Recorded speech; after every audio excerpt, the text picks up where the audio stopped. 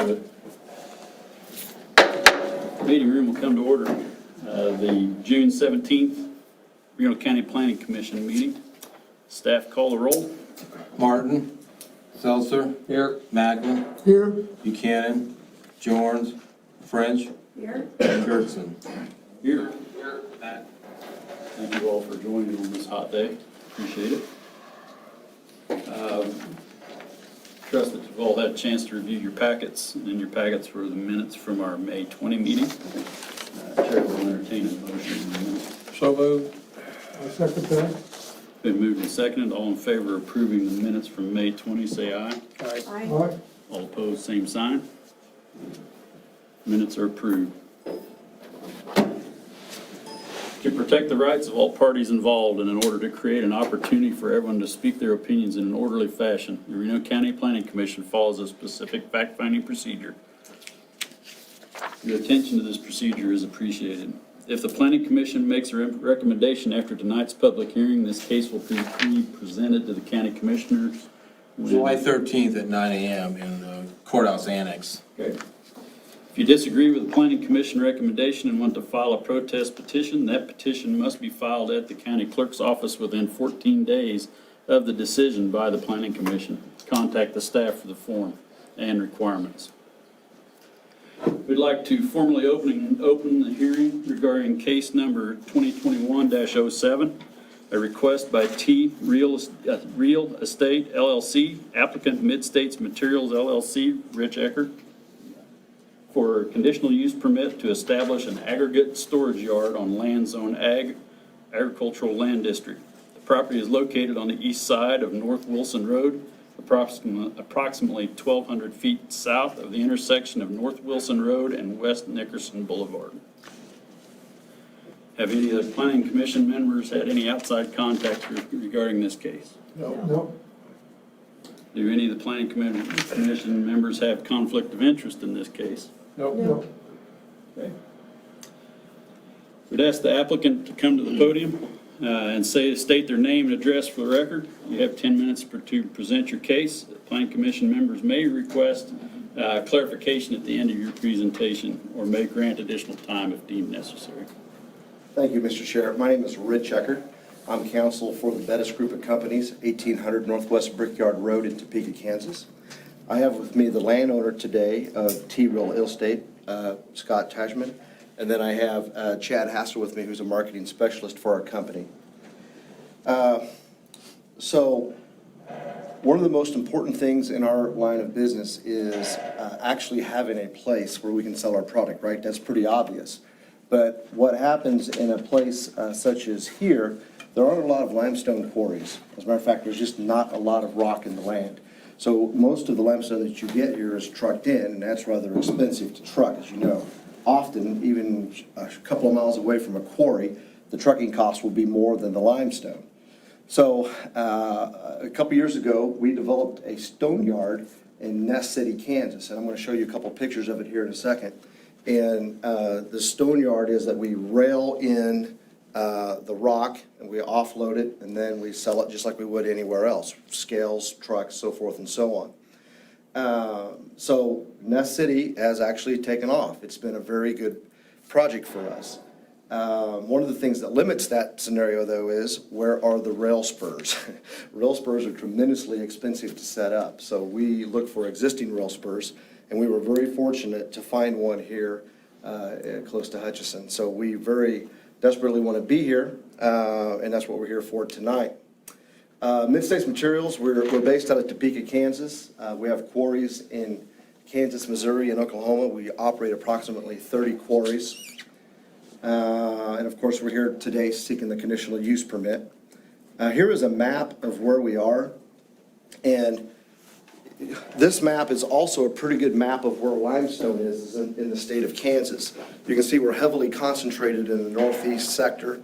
And there's not a lot on what you got on the other side of the Flint Hills. So I believe this sector right here, number 23, thank you. 23 is our Ness City Stone Yard, and as you can see, we drew in the rail line. The particular rock that's used at Ness City and that we're going to use here in Hutchinson, comes out of a quarry down south of Wichita called Grand Summit. It's a rather large quarry with voluminous amounts of rock. And we actually built the rail spur there. So we have a tremendous investment in that particular quarry. And of course, this is how we're seeking to expand its use. But if we're so fortunate enough to be able to work in your town, we'll update this map and we'll draw in the rail line that comes to Hutchinson. So this is kind of what it'll look like. Again, these are pictures from Nest City, but basically the trucks will come in and we'll just use a wheel loader to load the trucks up. Nothing magical about it. And of course, here's the subject property. It's in your packet. I just used the same map. As you can see, it's just a 12-acre site. You can see the rail spur. And you can see that, you know, from a neighborhood standpoint, it's pretty vacant. We have a neighbor to the north who we visited with. We went and visited with them, had a very lengthy talk and gave them certain assurances. And then, of course, you can see the pipeline substation up there to the upper left. So this is Nest City, and this is the Nest City Stone Yard. And one of the things, this is actually inside the city limits of Nest City. Again, you have to work with where the rail spurs are, right? So we can't all be out away from the city limits and be away from neighbors, but we're actually inside the city limits here. And this is kind of the way that we keep everything, all of our quarries, all of our stone yards, they're neat, they're not unkempt, everything's orderly, everything's efficient, and it's done that way because, quite frankly, it reduces costs, but we're also always constantly concerned about being a good neighbor. I regularly appear in front of governmental bodies asking for permission to do things, and we're only as good as our reputation. County commissioners all across the state of Kansas talk to one another. If we behave in a disorderly fashion in one county, that gets out. So we take care of our business. Here's a shot from the other end.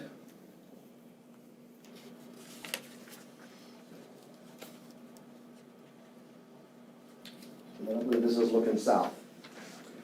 So this is basically what it's going to look like here as well. Of course, the space is a little bit more rectangular here. This one is more thin and narrow. The spot that we've located is more rectangular, so actually it'll be a little bit more efficient. So we worked hard, a lot of conversations with Mark, who's been very good to work with. And of course, we were fortunate enough to get staff positive recommendation. The list of conditions that he put forth in his report, we're fine with all those. We don't have any asks to change any of those. We just got handed a new one by the Department of Health asking that we use the licensed sanitary sewer, not sanitary, but a licensed hauler, and we're fine with that, no problem at all. And so, of course, we hope to be here a long time. You might ask what happens when we leave. And one of the things that we do on here is that we are going to remove the topsoil. It will not be sold. The topsoil will stay with the property. We'll actually use the topsoil to berm to the north to kind of help that residence to the north of it. And then we'll also berm along the road. I don't know if there'll be enough topsoil to berm all the road, but the topsoil will be left on site. When we're done, when the operation ceases, we will put that topsoil back. And we're kind of experts in this. We have to do this with our quarries. We constantly are reclaiming land that we have quarried out. And over the years, we have taken some of our reclamations and we have applied for different awards. And we're very proud of the fact that since 2012, 3 years, we have won the State Mined Land Reclamation Award. And as a matter of fact, the Department of Ag, that's the state of Kansas division that is in charge of quarry reclamations, they, on our behalf, actually applied in 2020 for a national award, and we won that award. So we actually won the World Series of Reclamations in 2020. So that's kind of how we conduct our business. I'm not going to go through this report. I'm not going to go through the golden factors unless any of you have any specific questions. I promised Mark I'd be quick, so if any of you have any questions, I'd be glad to answer them. Is the only aggregate you're gonna have there limestone, or would you have other forms of aggregate? The limestone itself has multiple products, multiple sizes, but yeah, it'll be limestone. And is it all delivered by rail? It will all be delivered by And how rail. does it get out of the rail car and into the storage? So, excellent question. We'll offload not on the land that is subject to the CUP. We'll offload on the land that is controlled by Watco. They're the rail line that controls where we're at. And we'll actually have an excavator with a claw, and it will be able to empty those rail cars. I've seen that done on coal. There's two ways they do it. One, sometimes they build up a ramp right next to the rail cars. And then if you've seen these YouTube videos are crazy. You'll see an excavator actually go up on the rail car itself. I've seen that happen too. I would not want to be the driver of that particular excavator because there's a point in time where you can't see anything but blue sky on the way up, but they do it. And dust, how do you control dust? So we'll have a water truck on site. Usually at a regular quarry, everything is washed and we'll have water everywhere. But here, if dust is a factor, we have multiple ways. We have two ways of doing it. One's a water truck, and another one is that we actually have a new product that we're experimenting with. It's a calcium flake product. I'm sure you're aware of the regular way of controlling dust on dirt roads. You use a calcium product there. It's sprayed, but it's very expensive. But we're experimenting with a new product, a calcium flake product, that again, you do wet down the surface and then you apply it. But it's much cheaper. So we hope by we're actually working with Jackson County. They've been good enough. Holton, a little bit north of Topeka, they volunteered about 3 miles of their road, and we're going to put it down for them and see if that works. So we have some pretty high expectations of a new product. And is all the buyers of your product, do they all take it away by truck, or is sometimes rail take it away? No, it'll be by truck. So we'll set up scales, and then we have a system where our command and control center is based in Topeka, Kansas. All of those quarries have internet service, and almost all of them, you pull in with your truck, you weigh your truck, then we go and we load the truck for you. We'll have a couple of people working on site at all times. The truck will come back over the scale. A picture will be taken of their license plate. They'll have, they can register with our business. It's very easy to do. And then we mail them a bill. So we call it remote ticketing.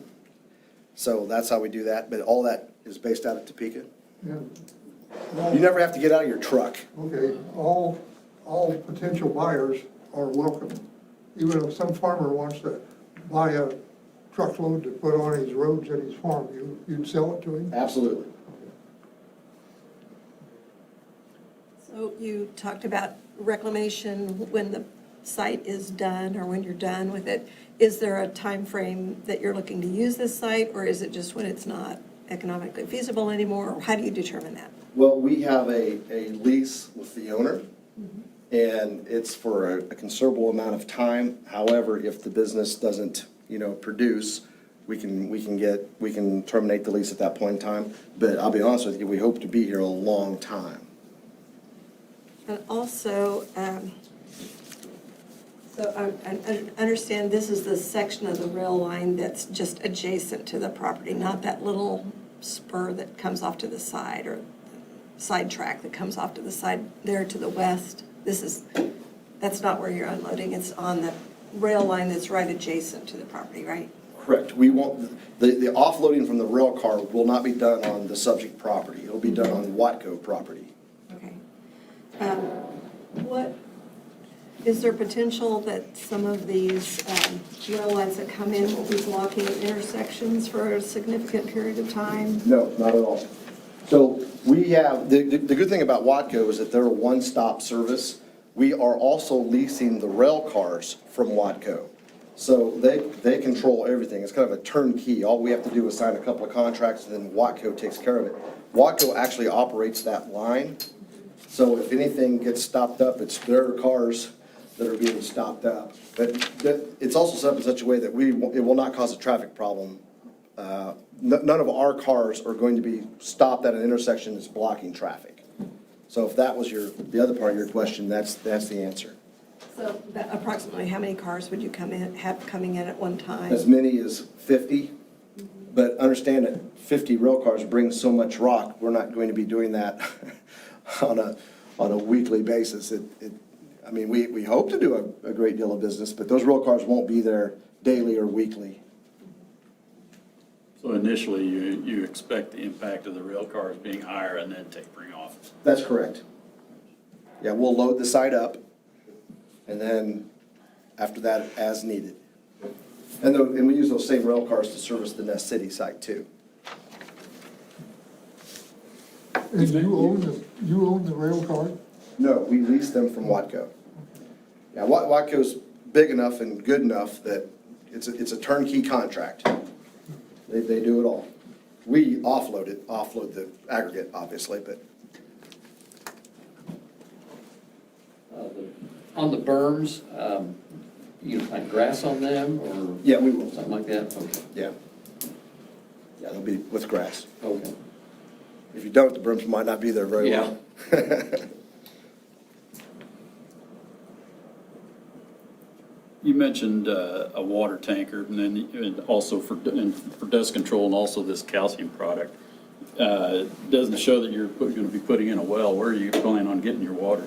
More than likely, we'll have to purchase it somewhere and haul it onto the site. I don't think this site will need a tremendous amount of water.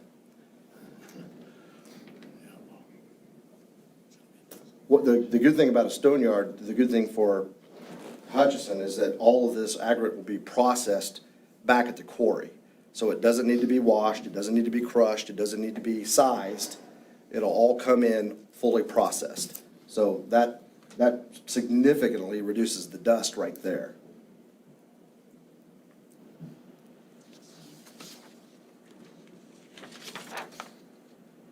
When people are trucking, they probably would come in from the north, More than likely. that paved road. Yeah, our hope is to access the highway. I mean, Uh-huh. the other great spot about this site is how close it is to the highway. How do you control that? Sorry. How do we control that? How will you control if the trucks actually come from the highway? We don't.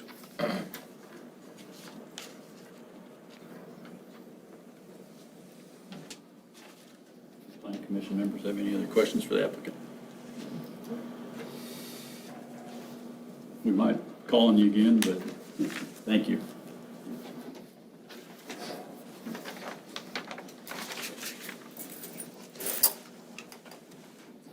Okay, planning staff? Mark Fonachin, County Planner. I think Mr. Eggers did a really good job kind of explaining the proposal here. I'm just going to kind of touch on some of the highlights and kind of reiterate really what he said, so this board is really clear. I'd probably like to refer to my zoning map and even their site plan map that they have submitted, and it's in your packet here to kind of help you understand. So, as Mr. Eggers said, this is just a request for an agricultural storage yard. I'd like to point out that this is on the northern side of the ring levee, and so there is no floodplain on this property that is regulatory. It's all advisory in nature, so there's no issues with the floodplain in that sense. So that kind of lessens that burden right off the bat here. They don't have to have floodplain permits for this area. As he said, the aggregate will be stored on the northern 12 acres of this property. The entire parcel was included in the conditional use, but this board does have the option of limiting it to only that northern 12 acres as what they have submitted in their package. So just want to make it clear that's why the map looks like it does, because we notified the whole 75-acre parcel instead of just like the northern 12 acres of that. No other part of this parcel will be used in this conditional use permit right now. Now, if they would want to expand operations for whatever reason, or do other things out there, another conditional use permit would have to be applied for and go through the same public hearing process. It should be emphasized really that there's no asphalt plant that's gonna be on this property. There's not gonna be a concrete plant on this property, and as Mr. Eckert said, there's gonna be no mining, no crushing, no blasting, no washing of the aggregate. This is not a gravel pit by any means. This is just strictly the storage of the aggregate on the property for selling to customers. There will not be a permanent septic system installed on the property.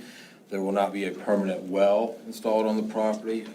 They are going to use porta potties, if you will, for that reason, through a licensed hauler. They're going to bring in their own potable water for the employees to drink, so there's no need to drill a well, so that takes care of those two items. You did see comments from the health department just submitted yesterday, so I apologize for not getting that out to you, but I just received them. There was nothing in that report that said that they are mandating a septic system be installed or mandating a well be installed. And so the health department is okay from their perspective on this. There will not be any lights on the property. There will be a gate, a locking gate at the front to help inhibit, illegal access to the site. And as you also heard, what they're going to do in preparation of the site is they're going to scrape the topsoil off of that area that they're going to use, and then they will use that topsoil in order to create a berm to help lessen the sound and the visual impact of this site. It's not going to totally, obviously, prevent all that, but it will help lessen that. They're looking at putting it along the road right away and on the northern side of that property. The eastern side, as you can see in the aerial, is bordered by the rail line and the highway. The southern border is actually the applicant or the owner's property right there, and so he's okay with this, so there's no need to have a berm right in that area, but they will line that road right away with that topsoil. Looking at the summary requirements here, we don't have specific setbacks in our regulations for aggregate or berm, but as I noted in my staff report, the board could set aside a setback requirement for a berm or the aggregate to be away from the road right away or away from a property line. I did not do that in this particular case. I might have had a different feeling if it was a gravel pit operation, but when we're just storing the aggregate, obviously they just have to be out of the road right away and off of the property lines, but I did not include a more significant setback other than what you kind of see listed here. Their trailer is going to be located in the middle of the property, so that's really not an issue for setback concerns or anything. As far as parking goes, you saw in his report, that they're going to have a minimal amount of employees there. In this particular case, I did not designate an area for them to have employee parking or even customer parking. If it would be needed, I feel like, well, it's their operation. They know where employees should park to be able to safely access the site. As you heard today, it wasn't included in the report. It seemed like semi-trucks aren't even going to get out of their semi-truck, or people won't even get out of their vehicle, and so there's really not that customer need for parking.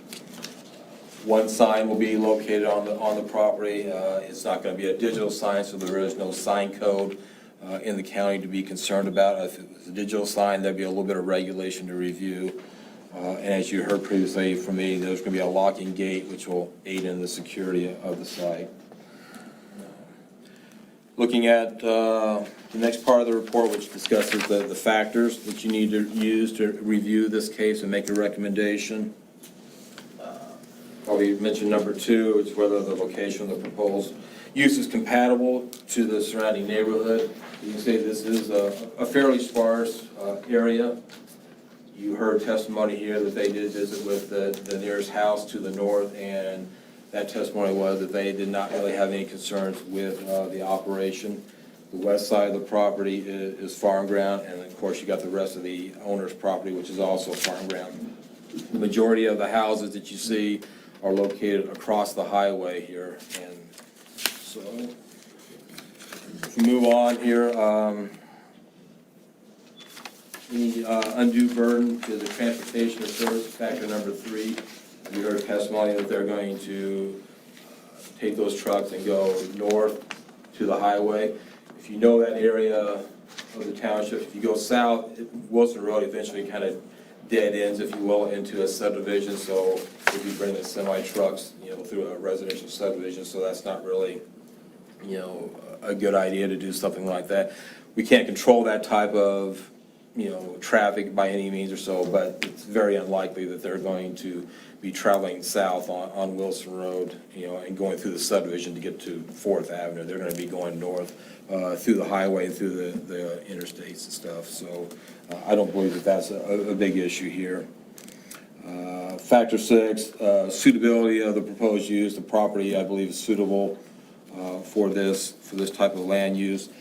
As you heard again, testimony that if this operation should cease, then the land is going to be restored and returned to agricultural production. It's not going to be left, with the berms and left a big mess where the owner doesn't really have a viable use of that 12 acres. Ninth factor, talking about the comprehensive plan as well. In reviewing that, you see a lot of discussion with our comprehensive plan, but in the end, in my report, I concluded that this proposal could be considered in compliance with the comprehensive plan. So, based off of all you see in my report, staff recommended approval of this request. It's based off of the 9 factors that you see in my report, and then I did attach 7 conditions of approval, and I'll read those for you into the record and also try and explain some of the reasoning behind it. The first one is the sorting of aggregate is limited to the approximate 12-acre leased area as identified on the approved site plan. What that does is that is going to prohibit the applicant from moving to other parts of that property without going back through the conditional use permit process. So it's going to be limited to what you see on his site plan. Number 2 is the property shall be developed as per the submitted site plan. Again, any expansion of operations beyond that identified lease area shall require a new conditional use permit. On his site plan, you'll see that there's really 2 entrances to the property. You have the entrance off of Wilson Road where customers will come to purchase their aggregate. However, on the eastern property line, you'll see another entrance there, and that is how they will offload the aggregate and bring the aggregate onto the property. So if you review that, you can see that other entrance somewhere on the backside of the property. So the aggregate isn't going to be offloaded and driven down Wilson Road and then brought onto the site. It's going to be offloaded directly, as you heard, on railroad property and delivered right to the site, not through the public road. Third one is this conditional use permit is approved according to the submitted narrative and conditional use fact sheet, which includes the reclamation of the land according to the laws of the state of Kansas. Reclamation of the land shall be completed within 90 days of the land no longer being used as an aggregate storage yard. Extensions of time to complete the reclamation may be granted by the county commissioners. So if this is recommended for approval and ultimately approved by the county commissioners, then once the lease is no longer in place, they would have 90 days from that date to be able to reclaim the land according to the state of Kansas laws on reclamation. If for some reason they can't meet that 90-day deadline, then what they can do is go to the county commissioners, provide them an update on where they're at with the reclamation plan, and then it'd be up to the county commissioners to determine if they should grant an extension of time on that. The fourth one, just kind of reiterating and putting it into writing that no mining, crushing, washing, or blasting of aggregate and no asphalt or concrete plants are permitted within the lease area without a conditional use permit. Just puts it in writing again that they're not going to be doing that. Doesn't mean they can't do that in the future. If they do something like that in the future, then it's another conditional use permit and another public hearing before this board. The fifth is all topsoil generated from the site shall remain on the site for use in restoration as indicated on the applicant's narrative. So they can't scrape that topsoil off and sell it as another part of a business, or if they have to use that topsoil to be able to create their berms. And then once the operation is no longer in effect, then after that, they have to use that topsoil to help restore the land. Number 6 and 7, those are really our standard conditions that we always have in all conditional use permit, that the applicant shall meet all applicable federal, state, and local regulations. So if something is discovered that they're not in compliance with, they would have to be able to bring that into compliance, or we could go through and rescind the conditional use permit. And again, number 7 is the same type of a situation where we reserve the right to rescind the conditional use permit if something is going on out on the property that is against the conditional use permit proposal. So we sent letters to 33 different property owners, and I did not have any written responses from the public with this request. So with that, I would stand for any questions that the board may have. Question, Mark, on your 7 recommendations, does that need to be expanded to include the recommendation from the health department? The use of sanitary licensed waste haulers or whatever? It's certainly the board's prerogative. If you wanted to add that, I don't think it was necessary. I think, it's gonna be a licensed hauler. I think what they're just trying to say is use a licensed hauler for that, and don't do it themselves. But, that's a late comment that I received as well. So if you want to add that in, if you feel more comfortable, I think you could certainly add a condition number 8 in there. I don't think the applicant would have an issue with something like that if you wanted to add that in there.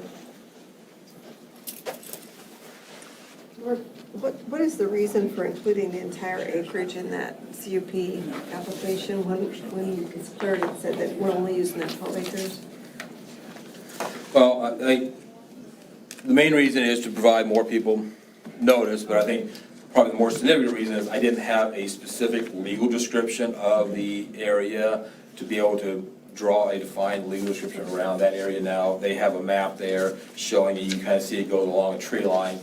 If I would have had a legal description prepared by a registered land surveyor, then we could have just drawn a 1,000-foot radius box around that 12 acres and not notified anybody really to the south like that. So the main reason was I just went with what they had, and it was enough for me to put a notice out there in the whole parcel, and then we can limit it to that. But if it was ever expanded, they do need to come back for a different conditional use permit. Yeah, if it's expanded to the south, or even on the lease area as well, if they decide that they want to get into the concrete business, that's not part of this approval. This is just aggregate only, so if they want to do something like that, they're back before this board again.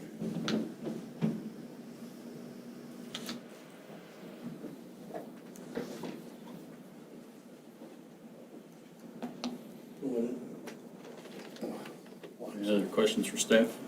So they say for now. I'm thinking, Lisa. Yeah. Seemed like there was something else, but I lost it. I don't know what it is. Okay, fair enough. Okay, thank you. Is there anyone in the audience that would like to comment on this case? You may have 5 minutes to comment. Please come forward to the podium and one at a time, state your name and address before commenting, please. In the interest of time, if you agree with the comments previously stated by the audience members, please don't repeat the comments. Simply state that you agree with the comments prior and then present new information, if you have that, to the Planning Commission. My name's Randall Smith. I live at 2713 St. Elmo Drive, just north of the proposed area. You did say that you were going to be putting a gate up? Correct, sir. Okay, because there was just an accident in Nest City, right? There was just an accident in Nest City, right? I wouldn't know. Okay, well, there was. Sir, can you address the planning commission, okay? Not the applicant. Just ask them. You wouldn't know that answer. Yeah, well, ask the planning commission, and then they can ask the applicant, okay? All right, what is in place to make sure that what they've said is going to be there is the only thing that's going to be there ever? Do you have an answer to that question, sir? You're here to comment, though. I'm here to ask questions. Yeah, and comments. It's in their application, okay? Okay, so what does it say in their application? It's in their application what they're doing, and so they're not gonna do anything. Where do I get that other than- application? I can give you a copy of that if you would like. Okay. It's public record.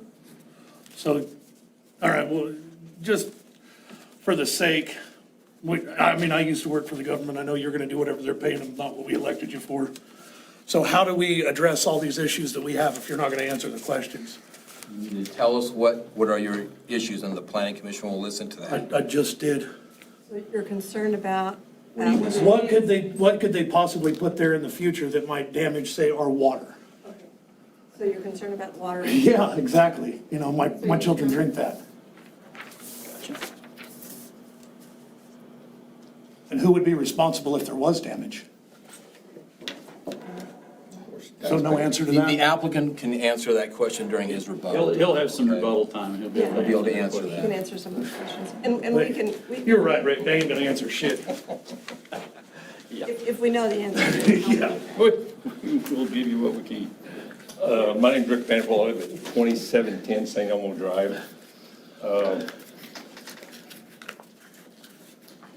I don't see anything here that builds a new roadway. The spur that they're saying they're gonna use, and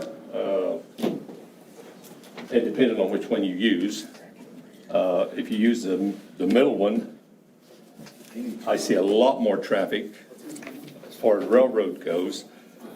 They block Wilshire, they block Pennington, well, it's Wilshire, but Hendricks, Monroe Street, Whiteside, with what they do now. So if they're not gonna put in another piece of railroad, which should be done, or they're not gonna use this spur, they're gonna use the one on the west side of Wilson Road. They just said they were gonna use a spur. I don't see that that's possible with what they've got here. And if they're planning on the railroad taking care of that, it ain't gonna happen. Point blank and simple, it won't happen. They're not using the railroad spur on the west side of Wilson Road. That's where it's in the floodplain. They're Okay, using the one that's adjacent to the property. so we're gonna have a lot of traffic backed up. Yes. Lots of traffic backed up.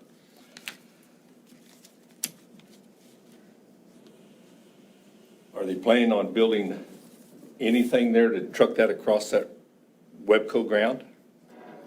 The applicant could answer your question when he comes up. When it comes up, okay? Not to say. Are they gonna use site there to do that? Not to say. Are they gonna truck it in? What kind of material is gonna be used for that roadway? You don't know. We've already seen a major accident this week at Wilshire and Nickerson Boulevard. That's basically an open intersection. You start putting semis coming out on Wilson Road on 96, you've got a dike there, a levee, blind side coming down that hill, curb coming from the other side. All I see is wrecks there. Who's responsible for that? Can we sue these people at that point? Do we sue the county, which is worthless? No. They already got paid. See, there's so many things that shouldn't be done here. There's another site right on out west of town that has been used for pipeline construction, all kind. It's in the floodplain. And that's what your concern is, floodplain. Not the people, No, not the people that elected him.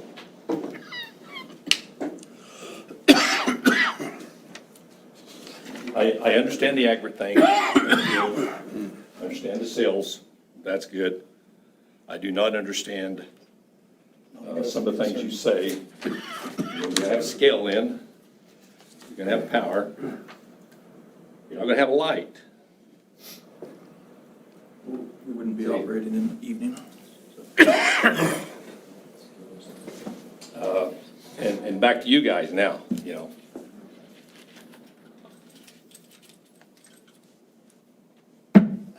There's no way to go at this. You know, when you guys cave into the city for crap, and you charge us for it, taxes, it really puts a dim view on you people in our eyes. You know that? A really dim view. And it just agitates the crap out of me that you come back with something like this out there right adjacent to us and tell us it's okay when we know good and well it's not gonna be. But you're gonna do whatever you wanna do anyway, so, thank you.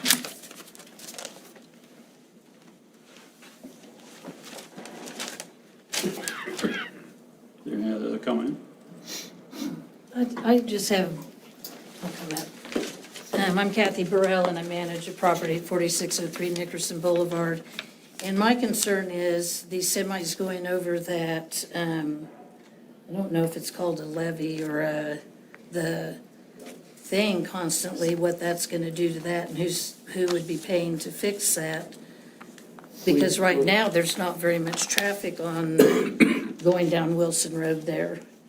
So that's just one concern that I see, and I guess my other concern is if the trucks aren't going in at night, but are the trains still running? And I live on Pennington, so I hear them banging and bumping and the whole time, and then we have 2 historic houses out at Yagi that we have reunions and weddings and all of that. Does it mean they're gonna be hearing banging and clanking all the time? I mean, that would be my question, because trucks running, I know the trains run a lot at night. And I guess that's I guess my 2 things. And I know I'm not supposed to say what someone else said. That intersection is terrible where you turn to go down Nickerson Boulevard before you keep going on Wilson to either get on the highway or go to Willowbrook. And that's a little frightening, having a lot more traffic there. And my grandkids go to school at Nickerson and they drive that every day, so it's kind of scary. How far are the homes from this site, you know? Oh, a mile maybe. I mean, I don't know. Well, I live on Pennington, but I managed, my sister owns Yagi Plantation, and we've redone the historic homes, and they might not even be a mile. The gas thing is on the corner of the Yagi property. It's less than half a mile. Half a mile? Yeah, they're not very, we're close to that other spur that they can't use. But yeah, and truthfully, I think it'll greatly impact. We've been spent 4 years redoing 2 historic homes. I just think it's gonna be a nightmare, and for everybody, really. Yeah. I'm Rick Vanderpool Jr. I'm more worried about the kids going back and forth to high school right now, coming in and out of that all the time. It's already crazy, and with the trucks, it worries me. And it does worry me about the water. And that's my main concerns on it. And the loudness. I live on St. Elmo Lane, and I can hear them banging all the time right now too.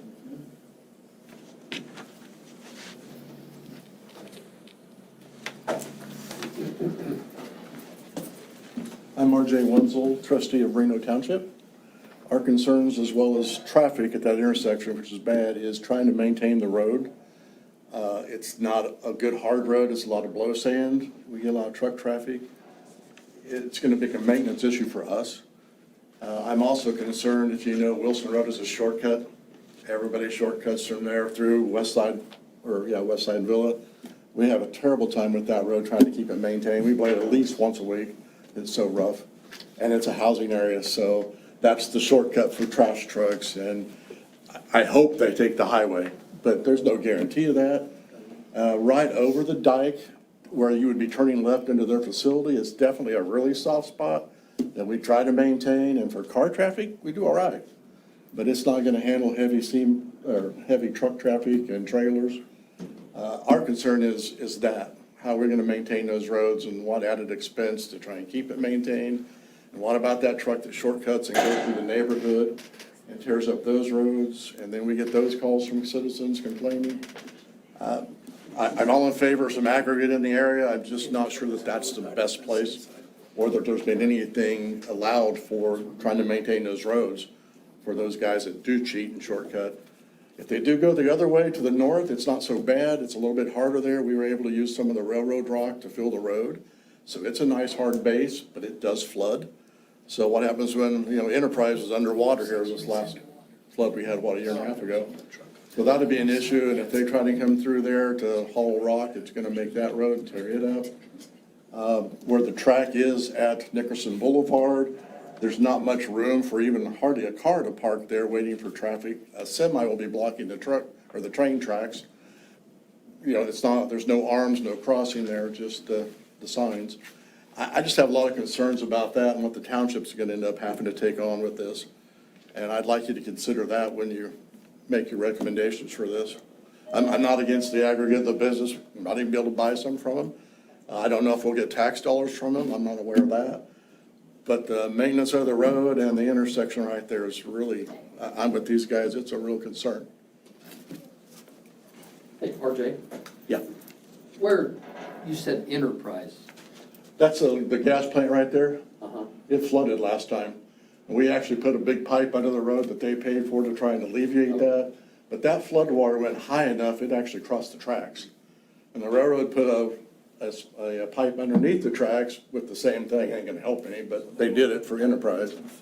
So if it floods again, yeah, and you know, it floods that intersection, the highway there too, so. Okay, all right, thanks.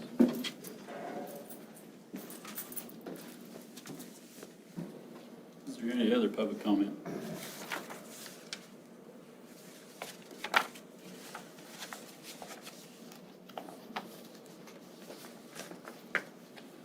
Does the applicant wish to rebut any statements made? Just a couple of things, and I'll do these in reverse order.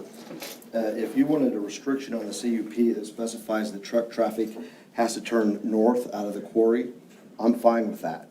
Mid-States itself doesn't own any trucks, so you're not impacting our trucks. Now, we don't really have control if you know, Jim Bob's Trucking turns left, I don't know what to do about that. But if you want us to put a sign up, an internal sign that says all truck traffic must turn right, go north, we're in favor of that. We'll do that. That's not a problem. So if that helps alleviate a little bit. Will your drive be far enough that a truck can clear before they're at the dike and oncoming traffic could have a collision? Excellent point. So one of the things that we would do is we would actually get with your Public Works Department and help and seek their input on how to build the drive access. So if you want to do that as well, and also seek the help of the township. We don't have it yet. We haven't, you know, drawn that internal plan about where we're going to put that access at. But if you would like us to consult with the township and the Public Works Director, we'd be more than happy to do that. Also, in terms of damage to the township road, the way you fix damage to a township road is with aggregate. I might know some people who have some of that. We might be willing to reach a road agreement with the township actually and help out a little bit. That's not a problem. We do that in other counties.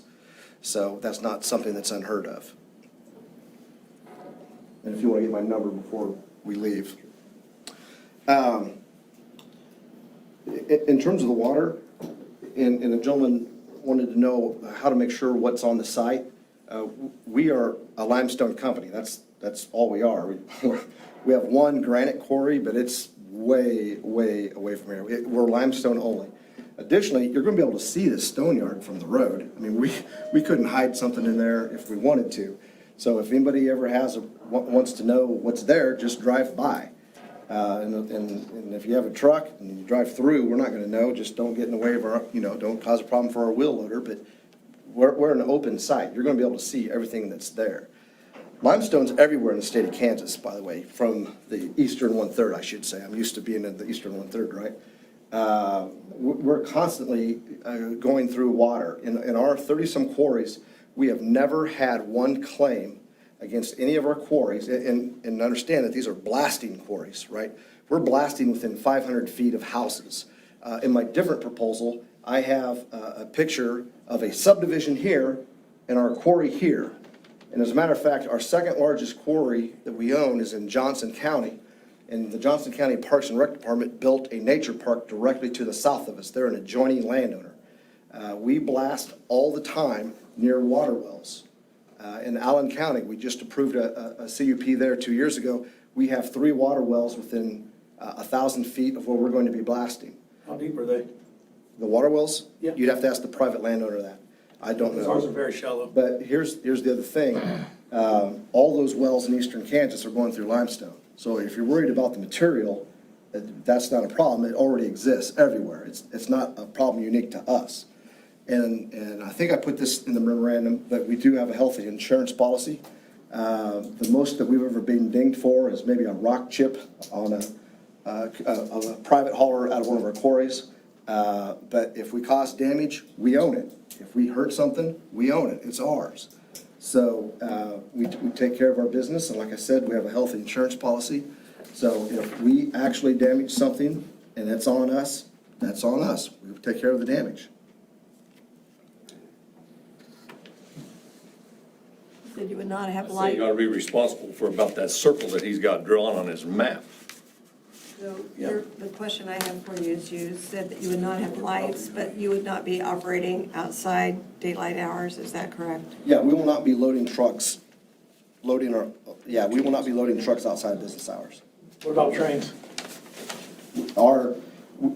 If I can answer that question, we also will not be unloading trains outside of business hours. Now, Watco controls when the trains come in, or the rail cars come in. I don't have any control over that. But you don't see, that picture there doesn't have the entire rail spur on there. It's longer than that. So Watco has assured us that it's not gonna be blocking. I don't know when the rail car goes in on the spur, yes, that few moments that they're backing that into the rail spur. But other than that, it's not gonna be standing there blocking any intersections. That's just it, there's no rail spur there. Those are two lines. The rail spur you're looking at has no tracks on it. So my understanding is that what you're calling a spur is that whole line along there, is that correct? Yes. Yeah, I've been on site. I know there's a spur there. So you're calling a spare, the whole railway a spur? Is that what you're saying?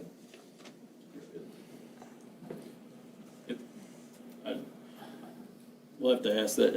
I don't know how else to answer that. There's a rail spur there. I've been on it. I know it's there. Is there tracks there? I have an agreement with Watco, so Watco believes there's a spur there. They use both When those I drove lines out to day the and site, night. it was confusing to me because Those I aren't- got that those aren't little. I can't hear Not a you, I'm spur, sorry. it's not, it's a sideline. Hey, you guys, hang on. When I went out to the site, I was a little confused because I thought that little piece that was over to the west of the road was the spur that we were talking about, because I was thinking it was gonna be just a little short line, but my understanding is that it's that longer piece, the main line that goes along there now. So it's what adjoins that property, is what we're talking about. But we're also with Watco, that spur continues north and west. Yes. Turn the lights over there so we can all see Go the ahead picture. go ahead and point to the map here. It's the thing in the middle that blocks it, you can't see it. And then why don't you show us on that map where trucks would exit the property? And which route they would go to get out of the property? Like I said, I'd be more than willing to work with the Public Works Department, but we'll build an access right down here and have a sign that forces all trucks to go north. The only exception would be if the landowner down here wants rock, right? But other than that, the reason this is so attractive, there's two reasons it's attractive. Obviously, rail spurs are where they are. They're just too expensive to build for projects like this. But the other reason is that access to the highway. We want the trucks on the highway. We don't want them on these smaller roads. Where is the spur? To the northwest. Yeah, actually, yeah, all the way, and it just continues on. Okay, so it's that line just outside the yellow line? Not a spur. That's not a spur, that's main line. Just so you know. But they can't. Cars would be coming in on the main line from the southeast, heading northwest, and they'd back them in on the rail siding just to the west of Wilson Road. Right. That's where it's gonna be, on the west side of Wilson Road.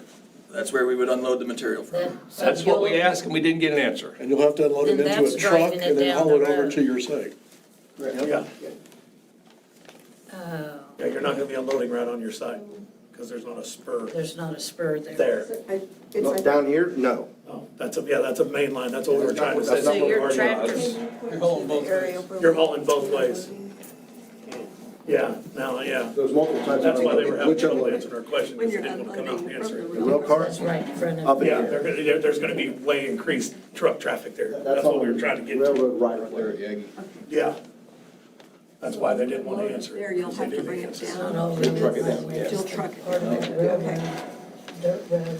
So, yeah, you just answer. They're gonna tell us like they don't live there.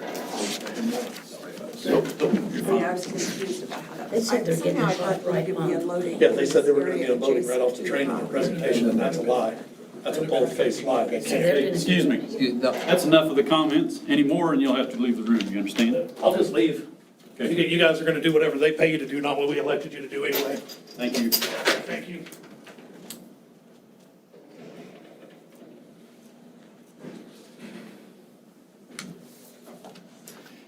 Is there any chance in the world you guys could get an access built out of your north driveway?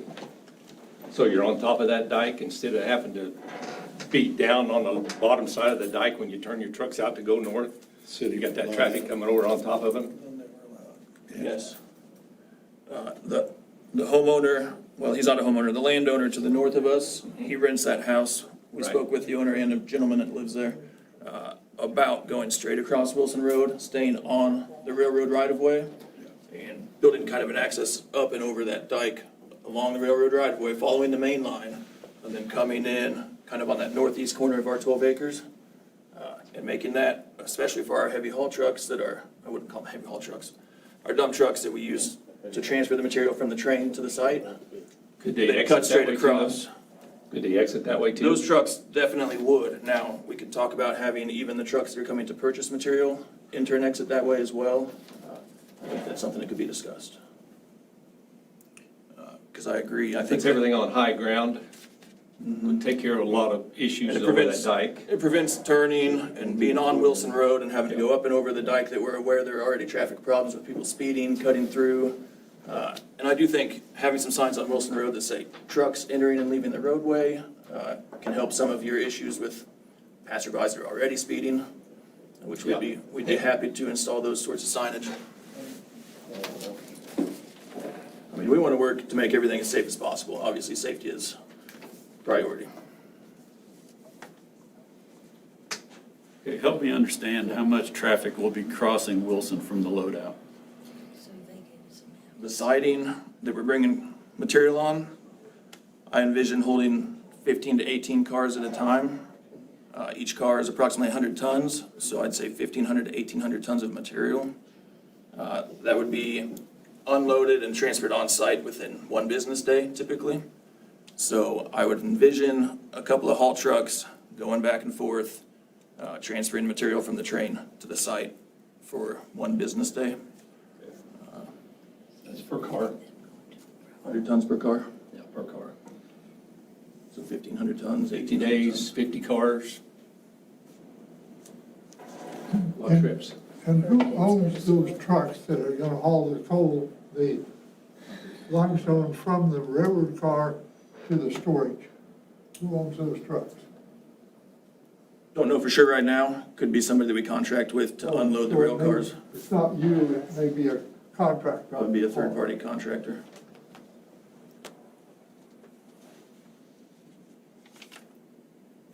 I've been a little concerned about the noise also.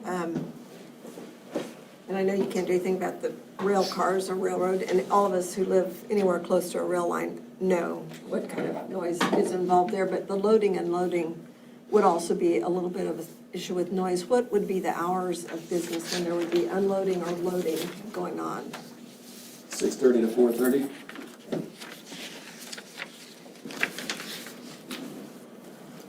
And you should add, after the initial setup, it won't be near that bad, so. Yeah, I would envision there'll be more material moved in the beginning to kind of build up the stockpiles at the site. And then that could taper off a little bit. Now, I'm sure you're aware of the K-14 project coming up, which we actually don't have involvement in at this time. But, you know, if in the future a project like that were to happen, that required a lot of construction-grade aggregate, then there could be a larger volume of sales, which would lead to more material movement to the site. But in a normal year, I think once we get our stockpiles in place, Haven't you fenced that off? Huh? You fenced all that, all Well, that that. belongs to Yagi, yes. I do have, can I ask another question? On this map, it shows you're unloading it in this zone, but I'm understanding you're unloading it on the other side of the gas thing and trucking it to this land and trucking it out. That's double the traffic of, I mean, that's more than just a truck leaving with product. It's, you're trucking it into that land and you're trucking it out to leave on the highway. There's no place for a truck to turn around down in there either, No. guys. We got school buses too. They fenced off that roadway, right? They got a survey, and it's an official survey, and that they own 50 feet from the center of the railroad, and we gave them, where we put the fence over, we gave them 60 plus, but they really don't have access to go down that road and through. Through anymore. So you can't even get a semi through there anymore. Back them in. We have the gate open right now, but I'll guarantee it'll be shut if this tries to happen. Any other comments? Yeah. Any rebuttals? Staff, do you have any rebuttals? So So, this is just a lot. as I state in my report, this was prepared prior to the public hearing. My understanding of the project was that you were not gonna unload on the west side of Wilson Road, on that sidetrack over there, in the floodplain. It was all gonna be offloaded adjacent to the property and then just dumped right over there. And that's the way I kind of wrote my report, up in some of my comments on the transportation. I did not understand that we were going to offload on the sidetrack over there. My understanding would be offloaded on like the main line and just dumped over the driven over the property. So is it my understanding now that you're gonna drive the trucks down the railroad right away to your, what I would call east property line entrance that way? Yes. And I'm sorry if I didn't make that clear, but yes. Because the initial concern was floodplain. Right. 'Cause all that's in flood, and so that's when I think our initial conversation was, where are we gonna be dumping rock there and then scooping it up, or what it was, and then I thought, okay, now I see that we're gonna just be offloading it there, and you weren't gonna use that site. Now, board, I tell you, that's railroad right of way. We don't really have any control over what they do in the railroad right of way that way. The conditional use permit's still for, that lease area, but I think it's just a matter of now all of us understanding that trucks will be crossing Wilson Road and then, but still offloading on the east side, not using the main entrance off of Wilson Road. Correct.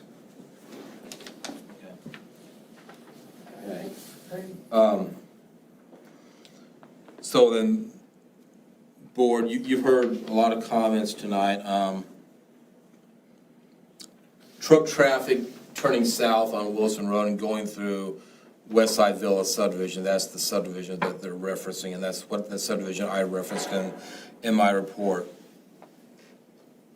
You can't control which way somebody is going to turn. Ideally, we'd like to sit here and say, yeah, that everybody's gonna turn north and go to the highways. You can't control it, we don't have staff to sit there and monitor that, and we're not gonna do something like that. But I think you could, and it's within your reason, to require them to put a sign like they had stated here that says that, put a sign out there that says, truck traffic, turn right. I mean, I think that's something that we can do. I'm not gonna monitor truck traffic out there, okay? I can't do that, we don't have the staff for that.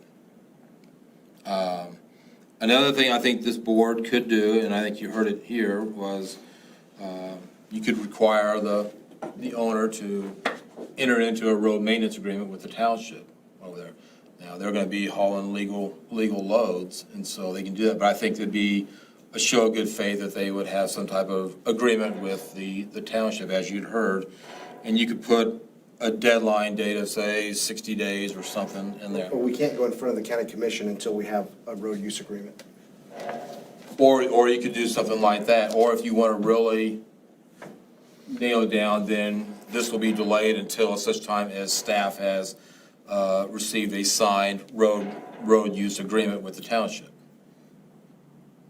I mean, it'd be your choice, if you choose to recommend approval of that, you could recommend approval of that subject to submitting a road use agreement to me, before they begin operation. Or you could maintain a little bit more control and say, okay, I'm not putting this on the county commissioner's agenda until I have the signed road maintenance agreement.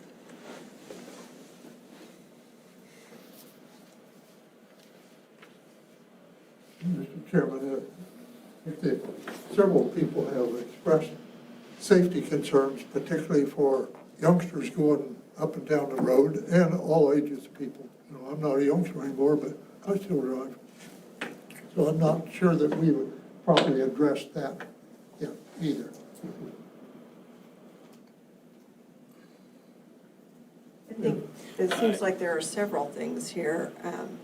This offloading on the west side and then trucking it across was not clear within the application nor in Mark's report, neither one. This one says offloaded on the northeast side of the property, I think, on the northeast edge of the property, which is not, that doesn't fit quite. So I'm a little concerned about that trucking it back and forth. So you've got even more truck traffic on the road there. I'm a little concerned about the fact that we have so much flooding to the north, and so anytime that happens, we've got even increased issues and more potential for damage. Plus traffic back and forth across the levee.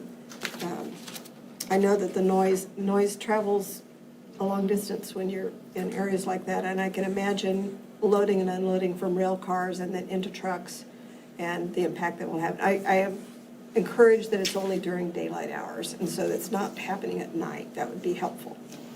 Yeah. Those are the things that I see that are concerning to me. But primarily that offloading over on the west side and then trucking it back and forth. Trucking it over to the side and then trucking it out. I'd echo what Lisa says, and I'd like to see a little bit more, since the original plan was a little bit vague. Now that we're seeing some new and different information, I'd like to see a more detailed plan on what that looks like and how the access and egress is gonna look, what that's gonna look like also. Mr. Chairman, I would support that position too. I started out thinking I understood it, and then pretty soon I realized I didn't understand it. And now I'm not sure I even understand it now. If we need to defer for a month, we're fine with that and can work with Public Works and with the township. I think it would be good. I think for clarity, I think if maybe we can expand some of the maps that more accurately show where you're gonna be unloading, access routes, entrances, in and out of your proposed storage yard. That's fair. So we have a little more definite plan that we can kind of see where things are gonna be happening at. Sure. Hours of operation, are you working 5 days a week, 6 days a week? And Mrs. Burrell's concerns concerning, noise and her venues, properties that she manages over there, what's the likelihood of that's gonna be a major factor, relating to what she has over there? Because I kind of know what those properties are, and they've spent a lot of money developing those over the years. I have another, if I can in a minute, I do have one other thing. Are you ready? You want a motion? I think, staff, do So you have what- any other, I'm sorry, Lisa and I kind of jumped in and asked you some questions. No, the other thing I'd say, is that, you could also add in the condition with using a licensed wastewater hauler for that, if you want to add that condition in as well. And do you want to allow additional public testimony? Ms. Burrell has something that she wanted to add. It's up to the board if you want to add that. Go ahead, Steph. Okay. The only reason I want to add something is the map that I was shown where it was offloading isn't where it's really offloading. And the summer before last, Lion Salt was redoing their rail lines, and so they used that spur that now it sounds like is gonna be used. And they tore down trees, dumped stuff in trash. It was noisy, it was loud, they were offloading salt, trucking it out. And truthfully, it was a nightmare for, I think, 2 years or 2 summers anyway. 2 summers. Yeah, and, I mean, I was out there every single day. We were under construction renovating this amazing historic property that we have people coming from all over the country are coming here and staying out there. And that's a big concern, just seeing the difference of where it looked like they were dumping it, that it would get into a truck once. This is getting to a truck twice. Well, and that's part of the public hearing process too, Okay. you know, so you All gotta, right, you thank gotta understand me, you know. So, I think you as a board, you need to give the applicant, you know, a list of items that you'd like to see for the next meeting, if you're leaning toward tabling this. You know, what are you wanting, what information are you wanting from the applicant, so they can get that to me and or be able to be prepared and give that to the board. Do you have that in mind? I've got a couple things on my list that are really biggies. I would like to see a detailed map of where the offloading is gonna be. I also wanna see a traffic plan for those offloading trucks. How they're gonna enter the area, how they're gonna get, if they do have to turn around, if they have to back in. I just wanna know a little bit more about how that all is gonna, how your day-to-day is gonna work. That's kind of those are the 2 things that I'm looking for. I think as you create that traffic pattern, if you knew where the scales was gonna be, here's the gate where they come in, and here's where they go across the scales, and this is where they go out, go across the scales to get out, and where's the traffic way to get back to the highway. I'd just like to understand that, and I don't now. And I think also if there's a concern about tearing up the township roads, then there should be some kind of discussion with the township as far as how to, handle that issue. So just have the applicant provide an update of where they're at, maybe with a discussion on the township. Township, Public Works, whoever, to kind of ensure that, the township's not gonna wind up incurring a lot of additional costs for maintaining the roads because they're being torn up by the aggregate trucks. I would also want to see hours of operation, hours and days of operation. I mean, it gave me I that. believe that was in the original plan. 6:30 to 5, 4:30. What is it, 6 days? It was in the original, I believe. I didn't include it in my report, but Yeah, it was in there, I don't remember exactly where. Monday through Saturday. Monday through Saturday. Yeah. 7 a.m. to 6:30 p.m. 6 p.m. it says. okay.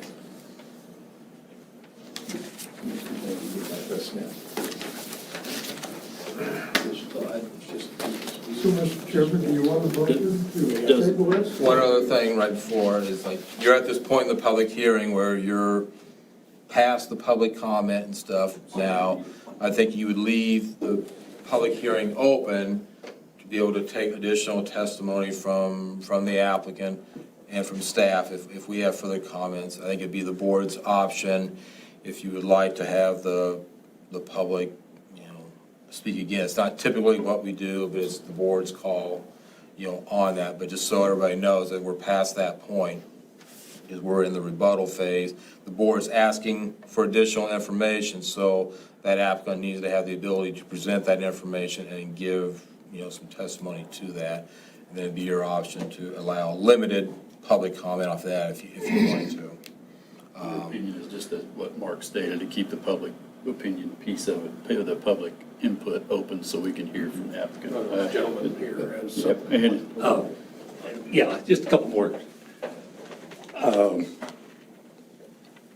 Our biggest concern is the safety, of course. Whether that traffic's going south and going through that little housing area, besides all the dust it's gonna raise. Other big problem that we all have is the quality of water. And, you know, I don't think any of you guys understand water, I'll tell you that right now, but in that particular area, the underground water flow is all headed southeast. Or, am I right? I don't know the Well, it flow is. of I'll water. tell you that right now. It's all headed toward the Arkansas River. So whatever they do there, for my guys, the water, if it ever was contaminated or anything, the water is not going to be coming toward our housing area. It'll be going toward that housing area down there on West Side Bend. So we're basically out of that problem. But still, the traffic is a big, big problem. The noise-wise, the highway takes care of the noise for most of us. It doesn't for those south people. And basically, the other thing is it would not be that big a deal for the railroad. And I say this because I was there when they built the spur on the other end.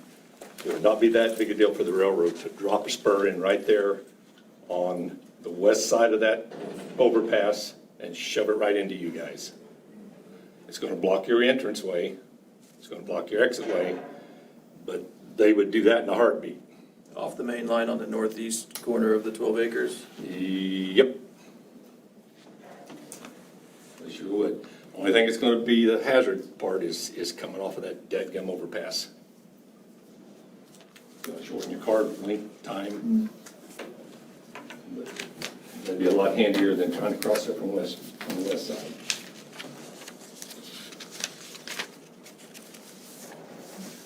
So if what I'm hearing is correct, I mean, you still have the option to recommend approval as submitted. You have the option to recommend denial. You have the option to recommend approval with additional changes if you want.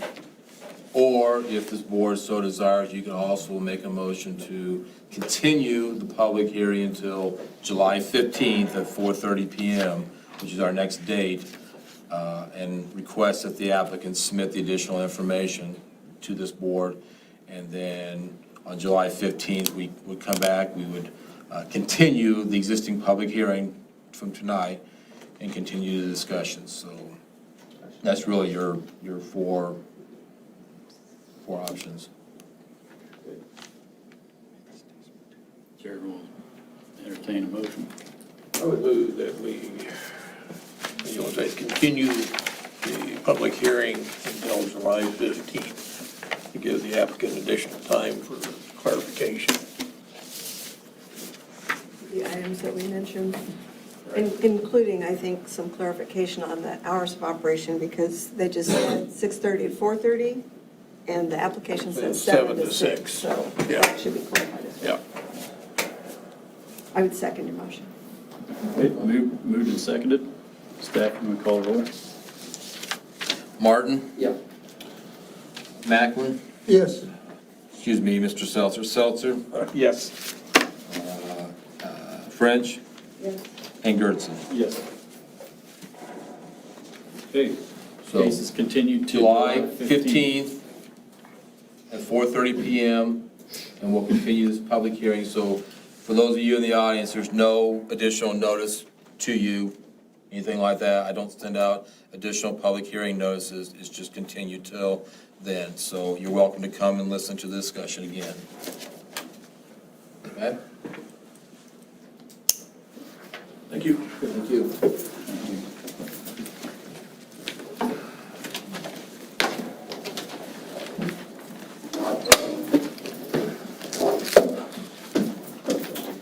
Thank you, guys. Appreciate you letting us talk. Thank you, Art. I'm gonna leave you. Harley's got a previous engagement, so, Charlie? Yep, see you, Harley, thank you for your input.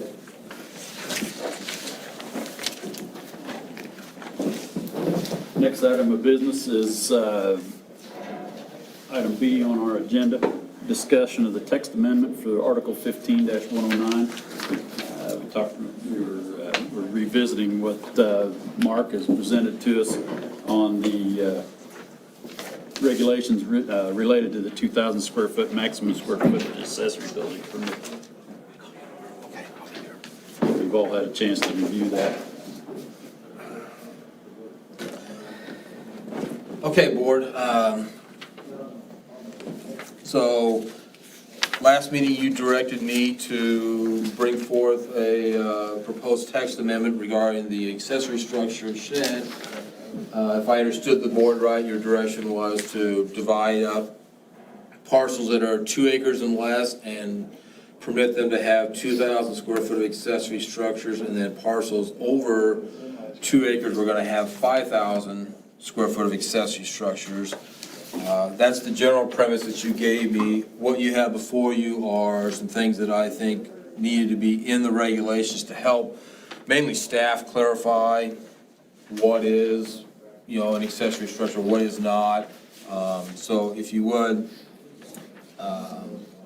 one of the major things that Don and I have discussed, we reviewed this at staff level and discussed that. We have not taken this to legal yet, so we're waiting for more of a direction, more of a review of this board before we would take it to legal for their review. One of the big things we discussed was a lean-to.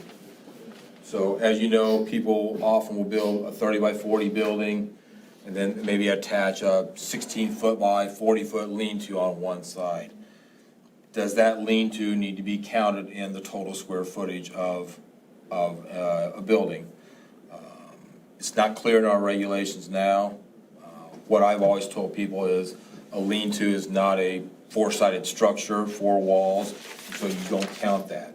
But, and this is a big discussion that we had internally, you could build a 30 by 40 and then you could have another 20 or 30 foot lean-to, and you could have a lean-to on either side. So even though you have a 30 by 40 structure, you got 2 16-foot lean-tos that are 40 foot long, and now your 30 by 40 structure looks a lot bigger than just a little 30 by 40 structure.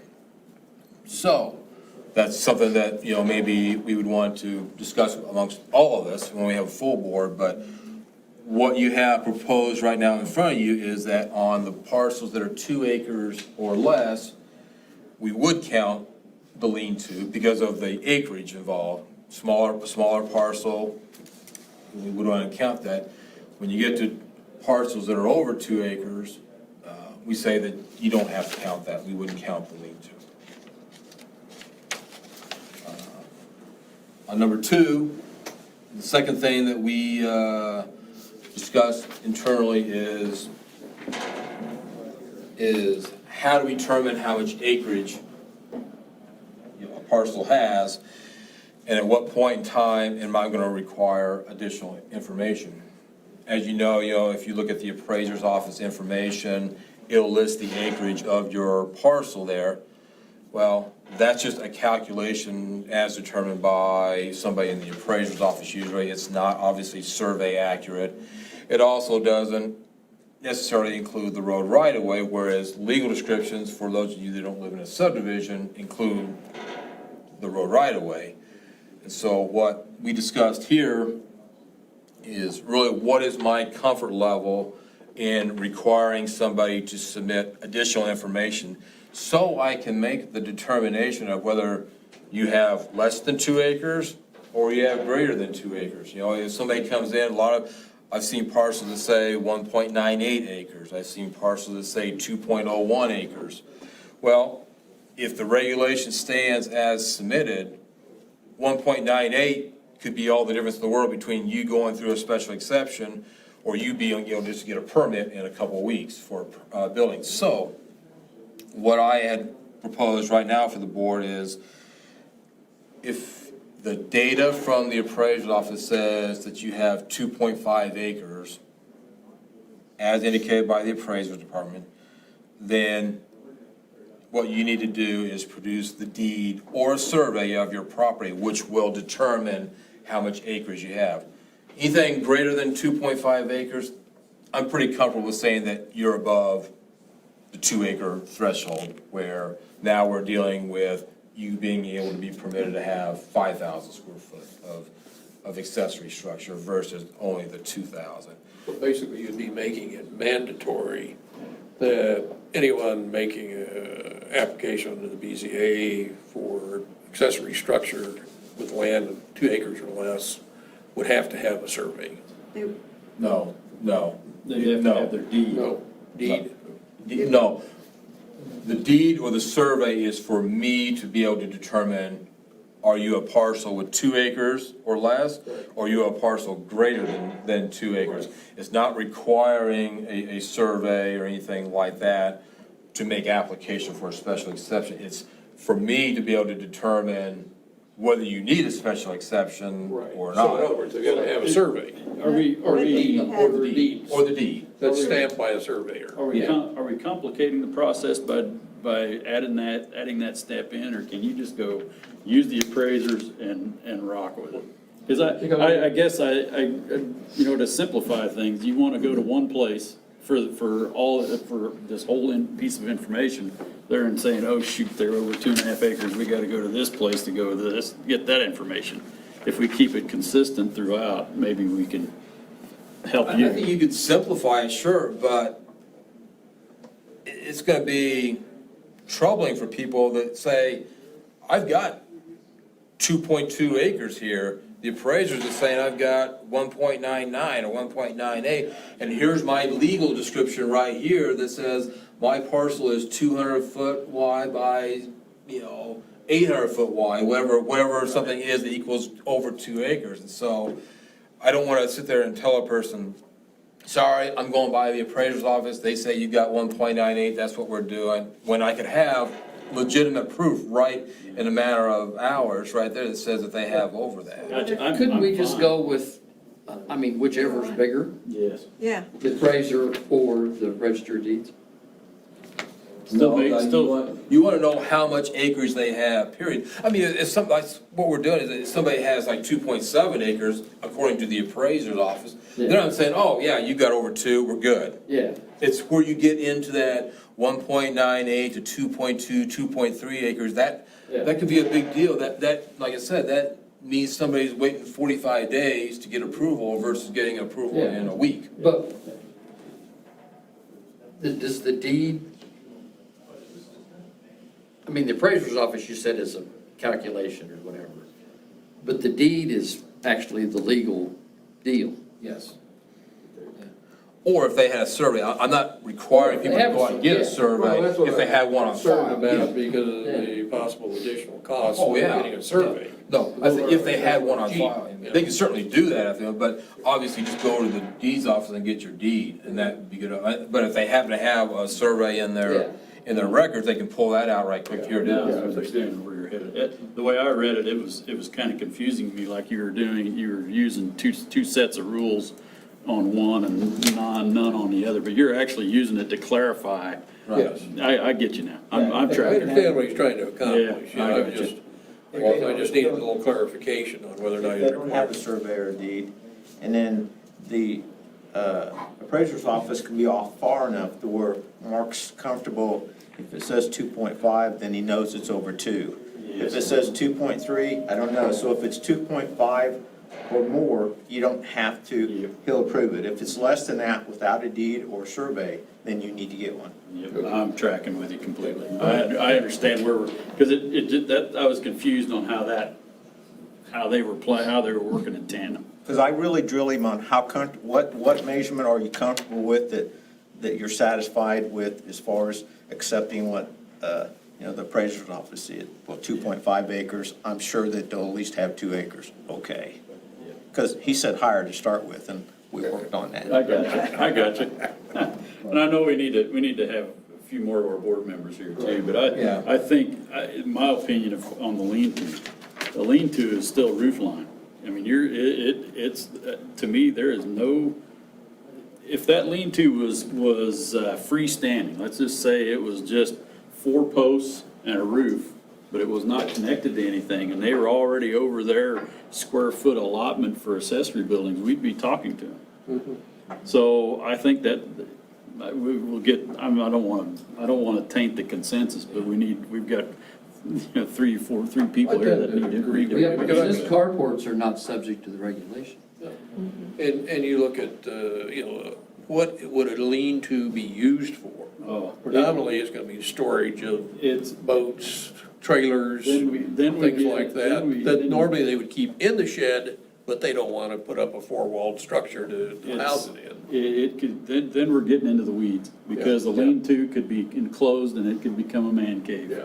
It could, if they're gonna pour concrete on that lean-to, then that tells me that they have intentions, maybe not now, maybe not 10 years from now, but the future landowners might wanna enclose that. So what if So- it's concrete with a roof that they're using as a patio? You know what, if it's part of the accessory building, and it's a lean-to, I think it needs to be included. Well, Mark and I discussed this, and you have to come to the conclusion, when you have a lean-to or whatever, and it has an adjoining roof, Yeah. then when is it not all one building? That's correct. That's where I'm at. I mean,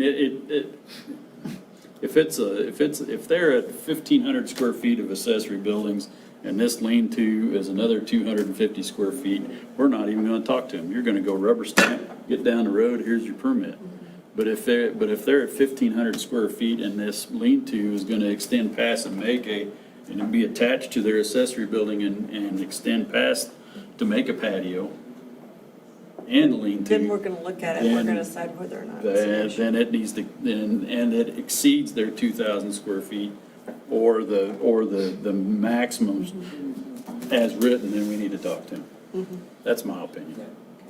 I would expect that, because, I mean, if I was, So you're basically saying the square footage under the roof line. if it's gonna be Yes. attached to, Yeah. if it's attached to an accessory building, it is considered part of the roof line. And we can certainly take that out. Where it's coming from is, I spent a lot of time looking at our definitions of what, what a building is and what a structure is, Every building is a structure, but every structure is not a building, and looking at what floor area is, because floor area is, four-sided structures enclosed on all sides, and so that's where we started talking, because a lean-to isn't enclosed on all four sides, and so is that part of the accessory structure?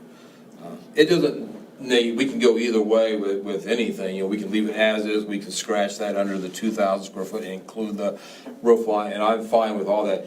My goal with this was to get a lot of stuff that is super clarified, black and white, because we don't have that right now.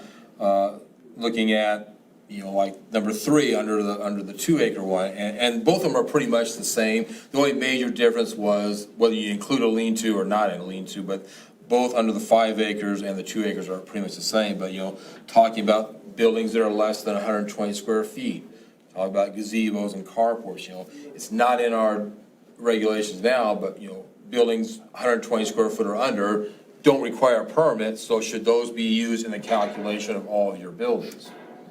And I said, well, if you don't require a permit, then maybe we don't count those. And again, 120 square feet, that's an office. 10 by 12. That's an office. So that really is of any consequence. I mean, that to me. Now, a carport, you were talking about carports, they could get, with these Versatube buildings, a carport could be defined in something pretty elaborate.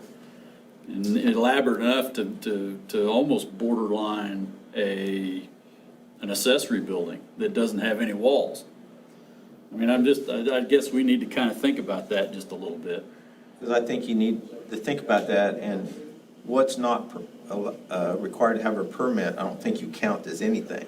So you need to decide what you're gonna require a permit to add it into whatever square footage or. There you go. Yeah.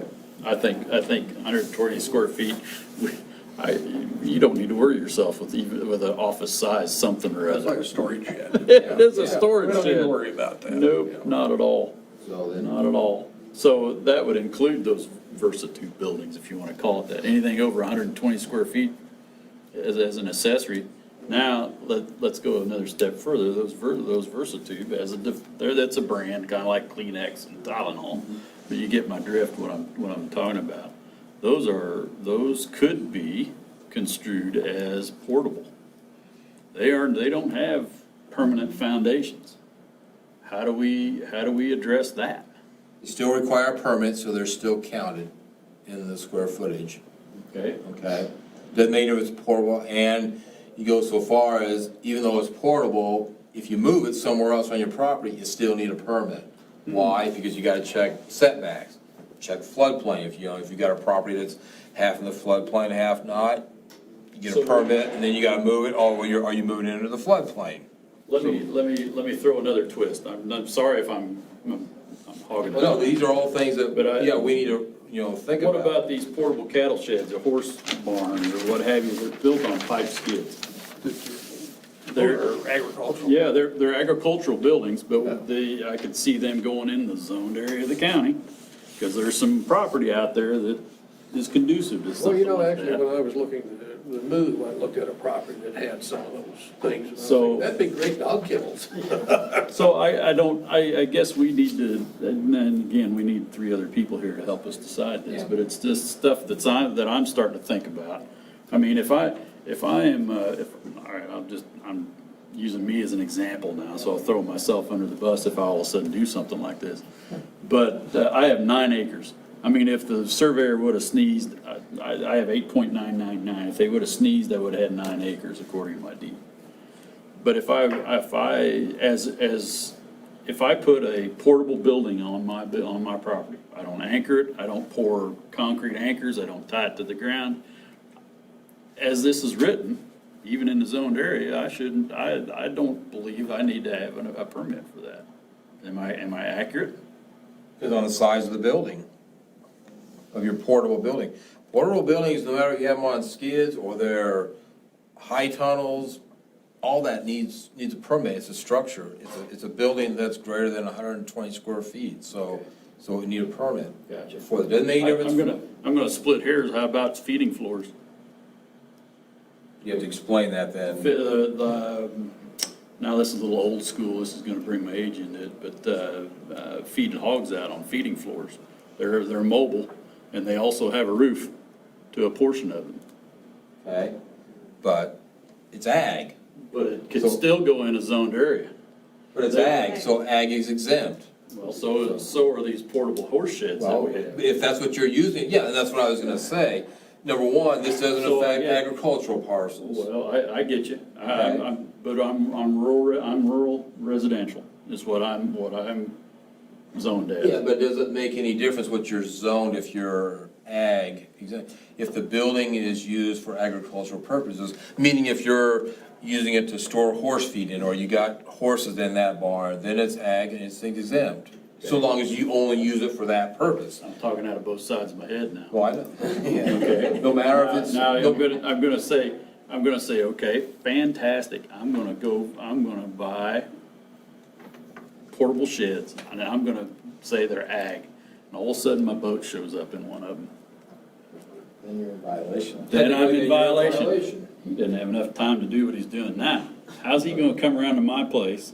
And I've got this thing faced to the backside, and how's he gonna come in unless an appraiser comes in and says, well, hey, he's got a new shed on his place. That's where a lot How of do you it do comes something from. like that if somebody complains? So I'm talking out of both sides here now, Yeah. this is just for argument's sake.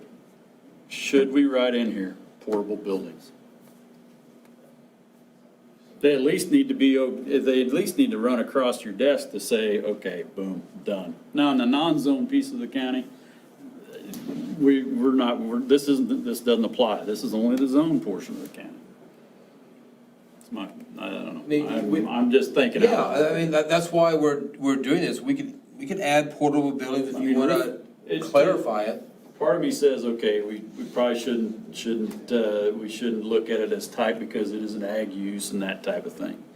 But they're pretty big and they're sizable to where they can store a lot more than just a horse and a few square bales. But all So portable buildings aren't ag. So my other side says, let's fold it into this accessory building. And make sure you at least have at least an eyeball on it to say, okay, where's your plan, where are you gonna place it? And if it moves after you rubber stamp it and they're underneath that 2,000 square foot ceiling or floor, We don't have any control. I can see a portable building being an accessory building. One's this. Oh, yeah, it could, but I mean, if you look at a 2-acre tract, you're gonna have a hard time defending an ag exemption for anything on there. Yeah, for sure. Right. I mean, geez, Mark, it's in the realistic. however many years we've been looking at these sheds that are greater than 2,000 square feet, I mean, I'm thinking what issues have come up that we should be looking at? And it seems like we probably haven't seen anything like that created a real problem for us. So can you imagine that there were times when we were looking at portable buildings that were there that we didn't count that should have been? Probably. I mean, I asked for site plans from people to give me all the accessory buildings that are over 120 square feet on their property, and, I mean, I don't go out and visit the site and verify that. You know, I rely on the information such as tonight that's submitted to me, and, you know, something happens that's discovered is wrong, then, Oh, okay, let's. Well, you have we haven't had clarification issues there with and portable say buildings. Permanent or portable buildings. There you go. I mean, that's one thing. Will be From your included, stand. will be Yeah. included in the accessory building Make sure calculation. that information is clarified to the public if they're, And that's an easy fix to clarify. I mean, I think the biggest concern we might have had with some of them would be height. You know, I'm thinking about, the first one we did in 2016 was a height issue to fit a fifth-wheel trailer in. You know, I think, but, you know, there could be location issues, that hasn't come up, but that's something that's under the BZA's authority to review. But, It seems like primarily the biggest issues were when it was in a subdivision, there were other houses around, and it was exceptionally large. Right. Jack, in your experience with the city, Yeah. what did they do with the carports or oversized carports for the campers? I'm kind of putting you on the spot, and I Yeah. apologize, but with your experience, possibly you could shed some light on it. I mean, do they have I know my folks live in Bueller, and they're limited to a certain percentage of their lot and that kind of thing. Well, yeah, you're limited to a percentage of your lot, or I think it was backyard, 'cause you Backyard. couldn't put anything in the front yard. exactly. Yeah, so the percentage of the backyard. So here we're going back to the percentage of maybe on that lower, I don't know if we want to even go there. Yeah. Because really, that's where those are gonna pop up. Then we're gonna start regulating every sturdy building and that gets set in the county, and I don't think we wanna do that. I felt like you did a pretty good job of taking what we talked about the last time and putting it into the right language, and Okay. feeling pretty comfortable with it. You know, if we clarify those couple things that we talked about, Yeah. Portable buildings and, Yep. and And lean how we're going to to. define the lean-to. so you wanna remove, or you wanna include the lean-to in the calculation? Yes. What's your initial? Yep, in R and B, in the article, letter B, you have in item 2, or item 3, it says lean-to, yeah. Lean-to is that, yes.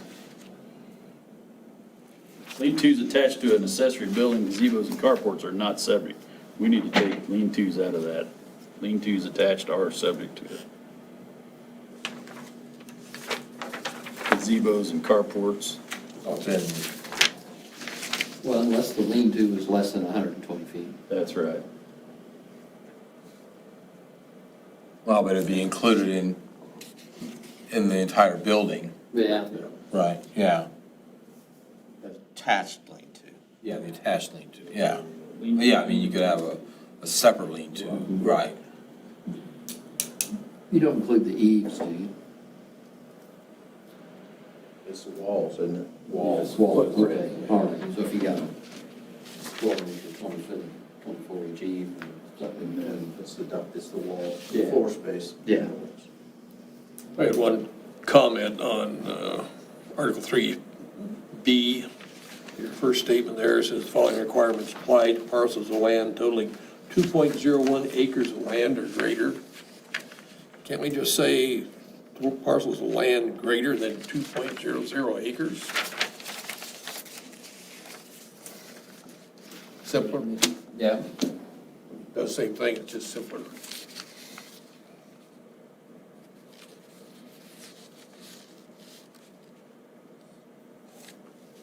Now, if you choose to make a attached lean-to as part of the building, then you have to change the language of the dimensions of the walls, because the lean-to won't have any walls.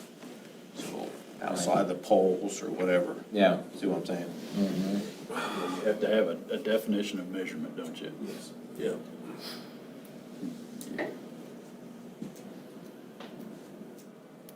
Of course, they get pretty creative then with structural steel. 12-foot eaves. Exactly. You know what, and if they wanna roll that dice, I'm gonna let them. Or above. Ice and snow gets pretty dang heavy. Yeah, you got a point, you'd have to definitely, make a definition that it's by the outermost post of a lean-to or whatever, which is, people are gonna be fudging that as much as they can. Well, I All can right, make as we're those. discussing all this, I mean, I know you wrote this kind of from our direction. Mark, if you were sitting in your chair and you got handed this, is this gonna make your job easier when the sun sets?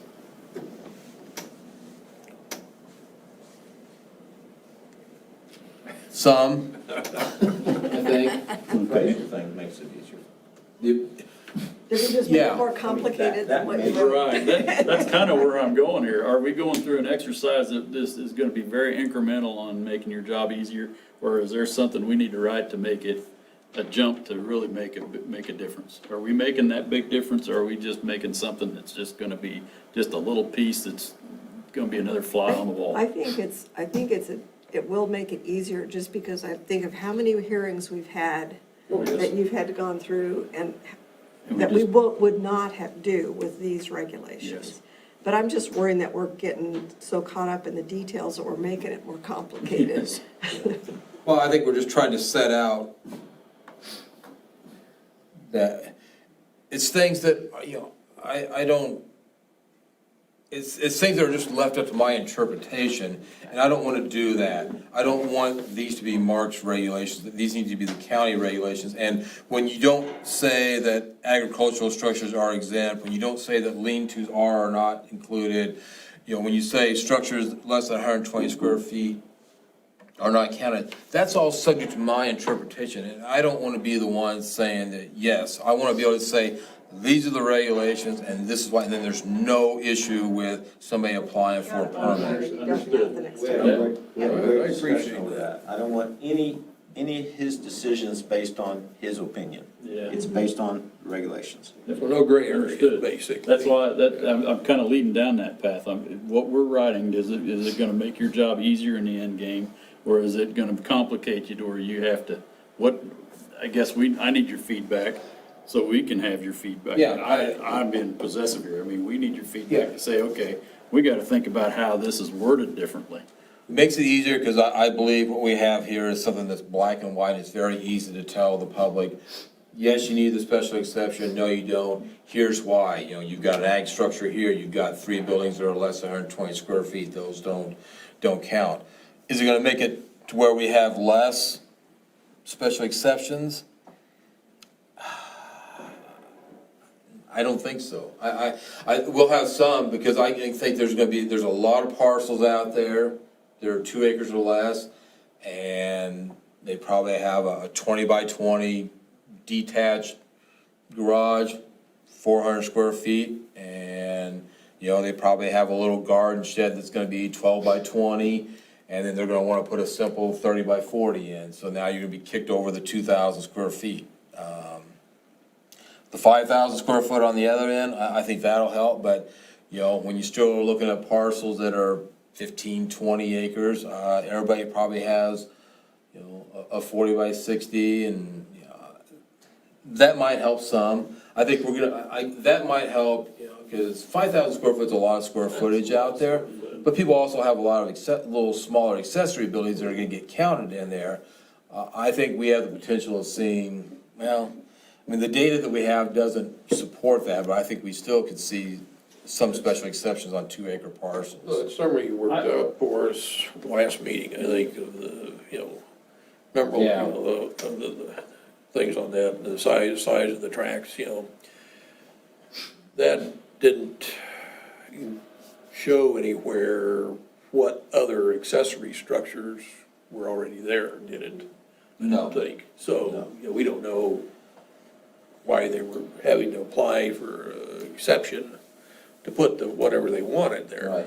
Just that, we looked at the buildings they wanted to put up, and they were all under the 5,000 square foot. That's why we came up with that number, but didn't take into consideration any other structures they may have had that may have bumped them up even over that 5,000 square foot structure. Yeah, you could look if it was a 30 by 40 building, well, obviously they've got other structures out there, or we wouldn't be going through that process. Yeah, like I say, I don't have that list in front of me, but I know we didn't have a tremendous amount of special exceptions with 2 acres or less, I think out there, but I think it'll help. And all we can do, I think right now is do something that we think is right, and See what if we have to happens. see what happens, if we have to make an adjustment, we can make an adjustment. That's kind of why we're doing this, is make an adjustment to the existing regs and try to cut down on the number of these cases that we have to continually hear that we're just rubber stamping. Well, and that's where I think the fundamental question this board needs to ask itself is, do we want to regulate it? And that's what I've been kind of challenging the board for a few years. Do we want to regulate this? If we want to regulate it, then, okay, let's do something here. And you said last meeting that you want to regulate it, so, and this is how you want to regulate it, so now it's just a matter of trying to come up with those details and shore it down. I think we need to keep doing what we're doing, regulating them as we have been. It just expand that a little bit to lighten your load a little bit. I mean, that's I mean, I'm happy to give you all the work we can give you if we need it. But it does seem like we've put people through a lot of Yes. waiting and extra expense for something that we don't really care about. It doesn't matter, or it doesn't matter to their neighbors either. So let's clear that out and do the things that really are important to us. Agreed. And if we make Mark work twice as hard, that's fine. That's We have to hire 3 more people. Just have the budget and assistants. Yeah. That's right. Yeah, exactly. So, but, that's why I say, you gotta decide, is this worth regulating at all? I think it is. Are you still gonna rubber stamp? I mean, it does, like I tell every person that comes before me, it puts it on record that you're gonna use it for residential purposes and it's gonna be, for this purpose. And it lets people know that you could have a 60 by 80, a 40 by 60 out your. You're not gonna put somebody living in there, and you're not gonna run a business out of That's it. right. And on those smaller parcels, I think it's just more important. Yep, agreed. Okay, well, appreciate the feedback, and I think we can go back and make some adjustments here and bring it back in July and see what happens, and then once we think that this board is satisfied, I think then we'll take it to legal, and then we'll bring back those changes to the board, so the board can look at that. And then if you're still comfortable with everything, then I think at that point, then you can make a motion to set a public hearing date for this. I haven't done anything with the manufactured home yet. It's just been busy with other projects and stuff, and so I'll try and get on that one too.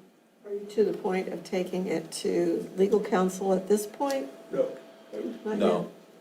I don't think so. So even if we set a public hearing, you would do that after we set a public hearing? You would have them Before. look at it? Okay. No, we would do it before. So we wouldn't set a public hearing until August? Right.